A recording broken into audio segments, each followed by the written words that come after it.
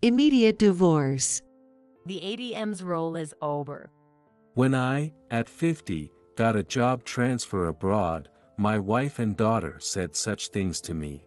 In the end, I was abandoned by my family and had to go abroad alone. However, 5 years later, having become an executive at a leading company and returning home with a black-haired beauty, my ex-wife and daughter ended up regretting their words and actions. My name is Steve Harris, and I turned 50 this year. In the spring when I turned 50, I was called by my boss who told me this. Starting this year, you'll be assigned to our overseas branch. What, starting this year? Yes, ideally we'd send someone younger, but we really need someone who can contribute immediately. The decision for the overseas transfer was somewhat forced, but I was a little excited. That's because it had been my dream to work abroad since I was young. I think it was just before I got married, around when I turned 30. I started dreaming of working abroad, in Japan. But, my Japanese was only at a middle school level, so I decided to start by studying Japanese, thinking about the future.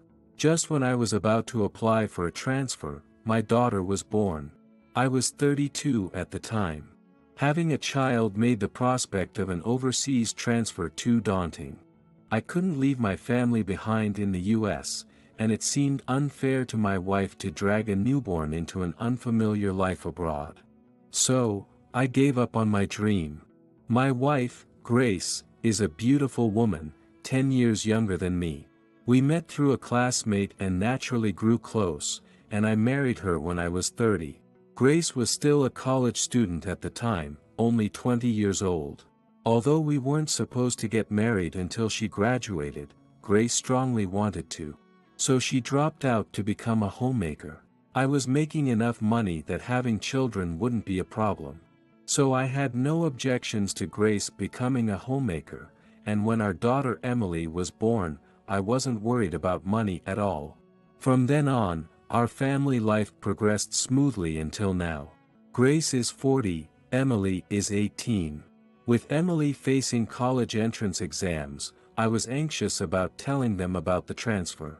But since many college students live on their own, there was also the option of just Grace and me going abroad. However, there was one thing that slightly worried me. That was the sudden change in Grace and Emily's attitudes a few years ago. For some reason, they started being harsh towards me and even harassed me.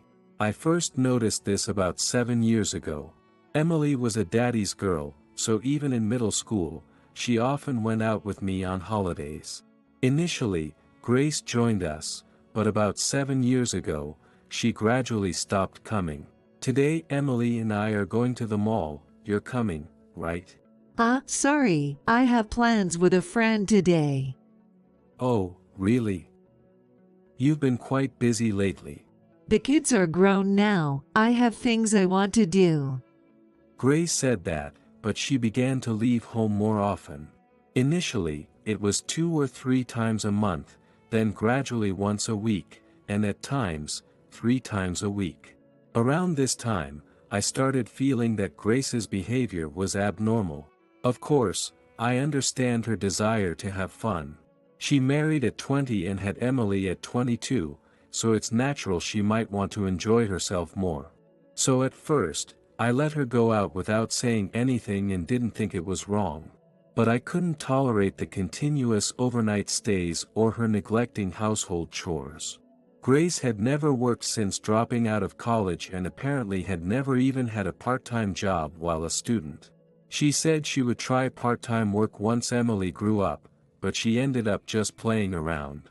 We weren't struggling for money, but I told her it would be good to experience working at least once, yet Grace wouldn't listen. Instead, she came up with this. When are you going to start working part-time? You're always just playing around, aren't you? But I didn't get to have fun when I was young. Don't you feel sorry for me? I do feel bad about that. But you can still have fun while working, right? Oh, why did I even marry a guy like you? At that moment, something inside me seemed to crumble and fade away. Maybe Grace no longer loves me. That thought crossed my mind. But once I'm certain of that, I don't know how I can go on living like nothing's wrong. So, I forced myself to stop thinking about it and just focused on working hard. That went on for several years, and Emily became a high school student. Even though she used to be Daddy's girl up through middle school, she suddenly started avoiding me when she entered high school. Recently, a new cake shop opened near the station, so I bought some. You used to love cake, didn't you? I'm busy right now. Can you just leave it? Whenever I tried to talk, I'd get dismissive responses or feel like she didn't want me to speak at all.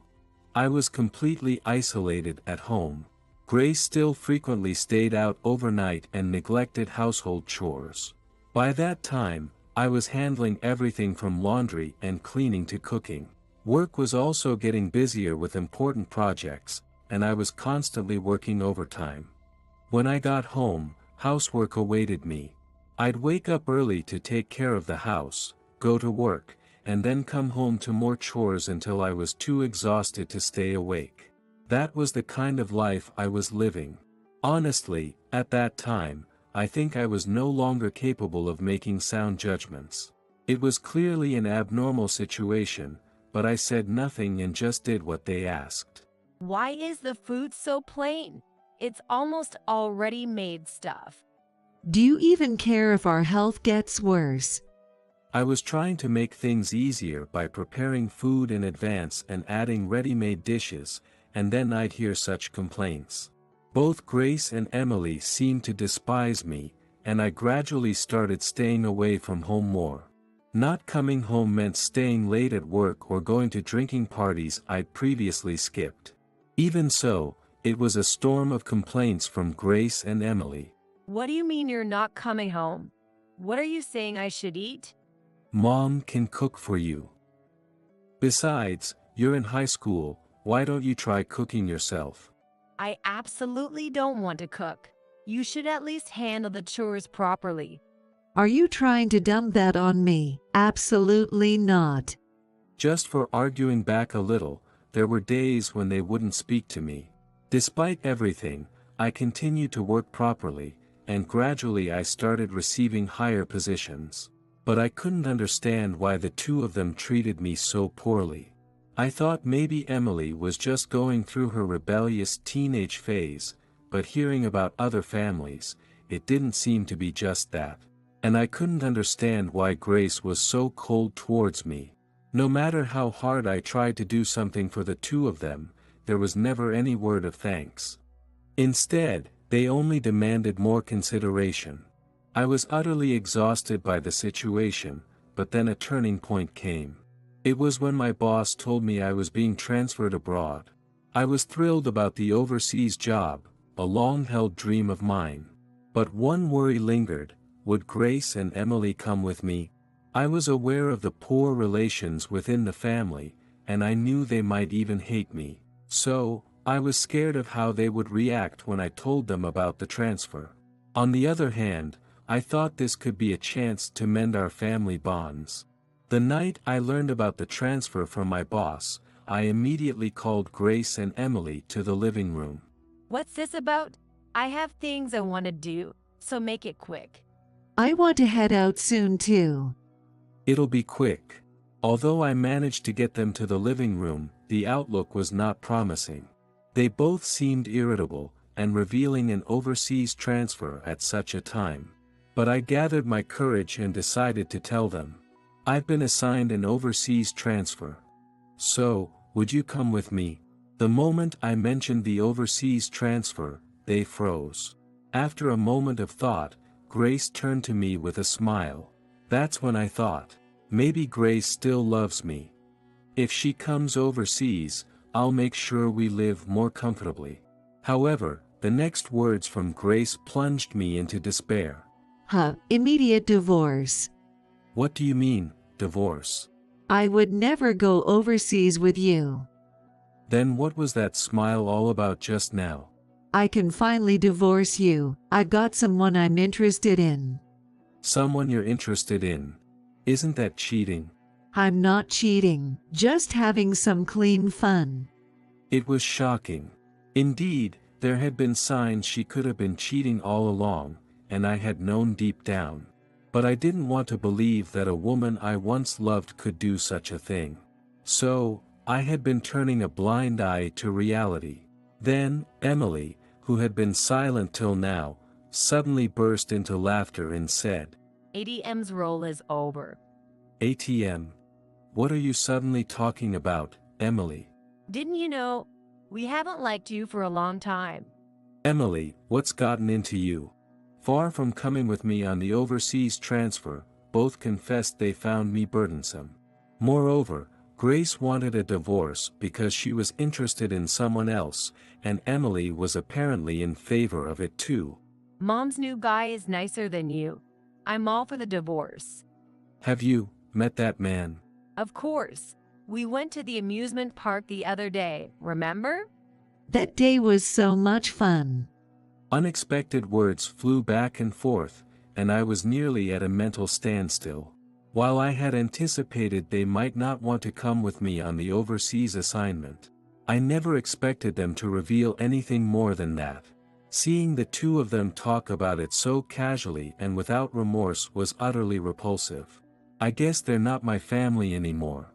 With that thought, my heart felt a bit lighter. All right, I'll pick up the divorce papers tomorrow. Yay, now I'll be free. I've been waiting for this day forever. Feeling like I might lash out at them if I thought about it any further, I silently retreated to my room. The next day, I quickly went to get the divorce papers and began packing my things. I had no intention of returning to this house, nor did I have any regrets. After they had coldly said such harsh things, I would not look back. Months passed, and I moved abroad for the transfer. I had lived with Grace and Emily up until the transfer, but we hadn't spoken or seen each other at all. Grace might have been cheating, but now there was no way to know for sure. Though I should have demanded compensation, I was so disheartened that I left for overseas without taking any action. 5 years later, I suddenly had to return to the US. Living abroad, I had managed to pick up fluent Japanese and felt more competent at my job. I'm now 55, but going abroad has significantly broadened my horizons. The biggest lesson from the overseas assignment is that at 55, I still have plenty of challenges ahead. With these thoughts, I boarded the plane. After a few hours' flight, I arrived in the US and was looking at souvenirs in the airport, when I heard a familiar voice nearby. Hey Mom, this looks tasty, doesn't it? Oh yes, it does. Shall we buy it? I'm curious about this one too. We don't have that much money, so we'll have to pass on that. Despite a sinking feeling, I turned towards the voice. To my surprise, there stood Grace and Emily, whom I had divorced 5 years ago. I was stunned to see them here, and it seemed they noticed me too. Ha, why are you here? Did you follow us? You, creepy, why would you follow us now? As before, they said whatever they wanted, and whenever I tried to speak, they talked over me. No, this is. Didn't you go abroad? Was that a lie? Probably just bragging. They chuckled and looked at me, continuing their conversation. Realizing it was pointless to say more, I decided to walk away from the scene. Guess I hit the nail on the head, huh? Do you still have feelings for Mom? As I turned to retort, I saw someone approaching me at a brisk pace from afar. Steve, sorry to keep you waiting. The restroom was so crowded. It took forever to get back. It's busy at the airport, can't be helped. I was looking at souvenirs, see anything you like. Boom. How about this? Doesn't it look delicious? Let's go ahead and buy that then. The person who ran up to me was a woman with black hair and a model-like figure. Despite being casually dressed after a long flight, she still had a remarkable presence. I was talking calmly, but the two of them were standing there, dumbstruck by the scene before them. Wait, who is this woman? She's foreign, right? with black hair and black eyes. Yes, let me introduce you. This is my new wife, Raina. Nice to meet you. It's an honor to meet you. Hearing the words, my new wife, the two exchanged glances. They probably never imagined I'd marry such a beauty. Your new wife, you're with her. That's unbelievable, right? You think so too, right? Unbelievable. She looks like a model. I'm glad you would say something so wonderful, like comparing me to a model. By the way, Steve, who are these people? Despite being introduced as my wife, they still seemed in disbelief. Raina asked about the two, but I hesitated on how to answer. However, it was better to be honest rather than hide anything. This is my ex-wife, Grace, and this is my daughter, Emily. Oh, you mentioned you were divorced. You haven't been in touch since then? That's right. We parted without alimony or child support. I hadn't demanded any compensation from Grace since I couldn't find any proof of her infidelity.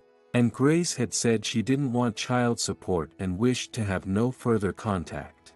Since then, we hadn't had any interactions. I never thought I'd see them again, and here we are meeting in such an unexpected place. Why are you married to such a beautiful woman? That's just weird. What? Upset that the guy you look down on has a new wife? There is no way. Don't be so full of yourself. Grace had a habit of getting angry when hit with the truth, probably because I was spot on. But since Grace mentioned having someone she was interested in, she must be somewhat happy now. Just then, I felt my smartphone vibrating in my breast pocket. Pulling it out, I saw a call from my company. Sir, I've just arrived at the airport. Yes, I'll come over shortly. Excuse me. From the president. Should I come too? Yeah, maybe you should come along. Listening to our conversation, Grace and Emily seemed even more shocked. Their eyes widened as they looked at me. Hey, do regular employees usually get calls from the president? I doubt it. What does it mean that your wife is coming along? Well, actually, I switched to a leading company in the industry over the past 5 years and became an executive. In fact, about 6 months after my transfer abroad, I switched jobs. There was nothing wrong with my previous company, but I wanted to aim higher. Looking back, I'm glad I made the switch. It led to me becoming an executive at the biggest company in the industry. My salary has increased so much it's incomparable to before. Plus, the benefits and other compensations are really good. The reason I came back to the US this time is that I got a position at the headquarters of my new company. The biggest company in the industry. And an executive, what? Everything has been going great since I met Raina, so I decided to try for a new job. That's because you has been working so hard, Steve. Raina has been a great support to me. Grace looked at me incredulously. Emily seemed unsure about the situation and looked anxious. How about you? Did you remarry? Well, yes, we're happy, right? Yes, we're happy. I felt a bit of dissonance watching them repeat how happy they were. Truly happy people can be recognized by their expressions and aura. But they didn't seem happy, and they looked like they wanted to leave quickly. Maybe we should go now. Hey, what are you doing here? When Grace pulled Emily's hand to leave our side, a man approached us. His familiar demeanor suggested he might be her new husband. Sorry, I couldn't find where you were. Wait, were you going to buy that? With my money? No, I was going to buy it with my own money, but I'll stop now. Grace, looking frightened, put back the item she was holding under the stern gaze of the man. And who might you be? Me. I'm Daniel, Grace's husband. It hit the mark. She divorced me because she had someone else in mind, possibly this man. If that's the case, his taste is pretty bad. His attitude was clearly poor, and the way he looked down on Grace bothered me. Moreover, since this man arrived, Emily hasn't made eye contact at all. Is he your former husband? Yes, that's right. We just happened to meet. Oh, why don't you guys catch up on old times? I'm heading out. With that, Daniel left the airport. I had no intention of talking to them now, and with Raina here, I was about to leave, but for some reason, Grace stopped me. Can we talk for a minute? If that's the case, I'll head to the hotel first. Let me know when you're done. Got it. Then Grace, Emily, and I decided to talk at a nearby cafe. I didn't think there was anything to talk about, but what could they possibly want to say now? Once we were settled in the cafe and had ordered our favorite drinks, Grace began to speak. Please, help us. Help you? What do you mean? Does this have something to do with your new husband? That man, he has money, but ever since we got married, he stopped spending on us. Originally, Daniel was quite generous, and before they got married, he bought whatever Grace and Emily wanted. However, as soon as they remarried after our divorce, he suddenly stopped spending money. Brand name goods were out of the question, and he didn't contribute to the living expenses at all. So now, Grace and Emily are working hard just to make ends meet. We're at our limit. If we work any more, we might just collapse. I'm maxed out just paying for living expenses and student loans. I can't afford to live on my own. They started passionately explaining how unjust their situation was and how hard they were struggling. Even if you say, help us, what exactly am I supposed to do? Marry me again. It was better when I was with you. What are you talking about? I already have Raina. That doesn't matter. Just get a divorce. This is absurd. Grace wants to leave her current husband but is afraid of being unable to support herself. She probably wants to remarry me, thinking I earn more now and she can return to being a homemaker. Even though she knows I'm remarried, she's not considering my situation at all. It's impossible to leave Raina and remarry you. Then, could you at least give us some financial support? As an executive at a leading company, you must have plenty to spare. Yeah, if you help us out financially, we could be happy too. As soon as they realized remarriage wasn't an option, they just wanted money. Do they have any idea how hard I worked to get where I am? Even before our divorce, I thought they didn't appreciate the value of money, and 5 years later, nothing has changed. It feels even worse than before. They should have learned the value of money and how hard it is to earn it now that they are working themselves. Please think of helping us. You used to love me, right? I left those feelings behind a long time ago. Why was I ever so desperate to earn money for these people? Thinking about it now, it all feels so empty, even though it's all in the past. Just as the waiter brought our drinks, I downed mine in one gulp and placed enough money for everyone's bill on the table before walking away from them. Hey, where do you think you're going, leaving us like this?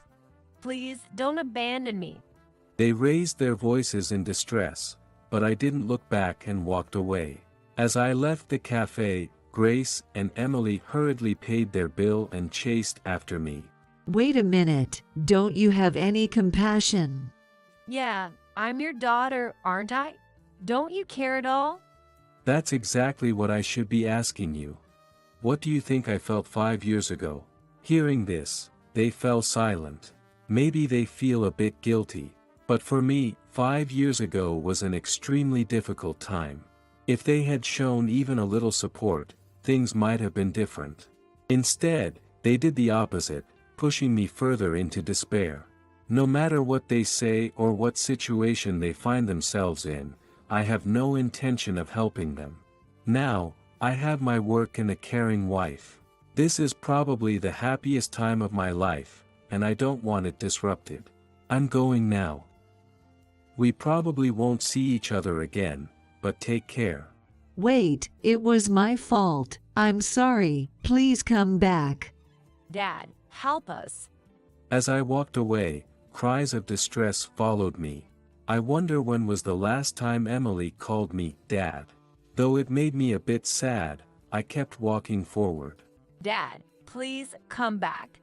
I have no one else but you. As I walked away, their voices gradually faded into the distance. Later, I ended up going out for drinks with a mutual friend of Grace and me. Man, I was shocked when I heard you suddenly got divorced and went abroad, but it's good to see you're doing well. Well, I was only there for about 5 years. But catching a beauty and bringing her back, I never saw that coming. We caught up over drinks and reminisced about the past, each of us downing about 5 beers. As we were getting tipsy and thinking of moving to another bar, my friend suddenly remembered to ask, By the way, do you know what Grace is doing now? No, I haven't kept in touch at all. She got divorced again. Heard it was quite the drama. After that, Grace tried to divorce Daniel, but it was a huge mess. Daniel was adamant about not divorcing, and it almost went to court. However, Grace kept evading him by moving around until Daniel finally gave in and signed the divorce papers.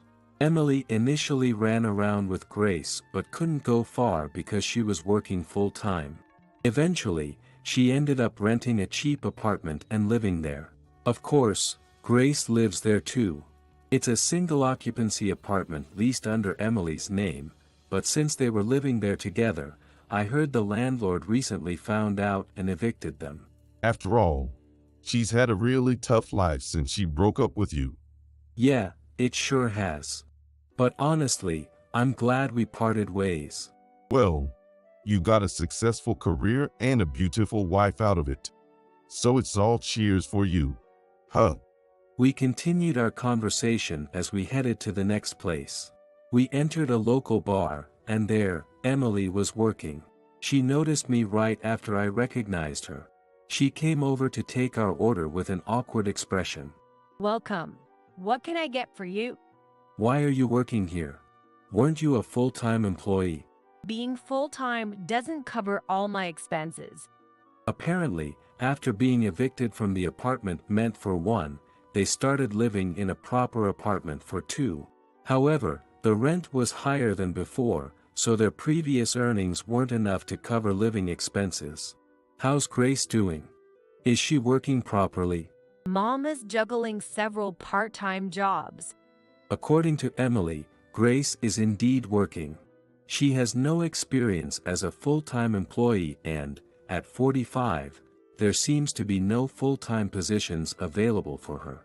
As a result, she's juggling part-time jobs at convenience stores, supermarkets, variety stores, and diners. I wondered if she could actually handle juggling so many jobs, but apparently, she's been repeatedly late. She works late into the night and then heads to another job the next morning, so she often oversleeps due to not getting enough sleep. Additionally, her poor schedule management skills mean she can't keep track of her shifts properly. Repeated tardiness has even led to her being fired on occasion. Still, there are always places to work, so she's not struggling to find jobs. But isn't she going to run out of places to work eventually? It's already looking bad. Please, can you give me some money secretly? Just a little. Grace's hourly wage has been decreasing with each new part-time job. So she asked me for money to help, but the bar owner overheard and scolded Emily right there. I'm sorry. I won't do it again. Despite her apology, it turns out she had been doing the same thing to other guests, and the owner sternly told her she wouldn't work there anymore. Emily left the bar, head down and dejected. On the way back, I saw Grace coming to pick up Emily. Her hair, which used to be well kept and beautiful, was now unkempt, and she looked older than me. It's frightening how much a person can change based on how they live. At the same time, that day affirmed my belief that what you do comes back to you eventually. Since then, I've made it a point to treat people with sincerity. A year after returning to the US, I've adjusted to working at the US headquarters. Though it's only been 5 years since I worked abroad, initially, I couldn't shake off the overseas work style. But after a year, I realized that working in the US suits me better. I once aspired to work abroad, but ultimately, the US is the best fit for me. However, I truly value my overseas experience. Reina, although living in the US for the first time, had visited several times before and speaks English well. She adapted quickly and is savvy with neighborhood relations. Reina, unlike Grace, is a homemaker, but starts her day earlier than me, prepares breakfast, and keeps the house impeccably clean. She also tries to keep the grocery bills low by shopping at distant but reasonable supermarkets and cooks a variety of meals. I look forward to coming home every day. Previously, I used to dawdle on the way home to avoid it, but now I make no detours. I am determined to work even harder to protect this life I have now.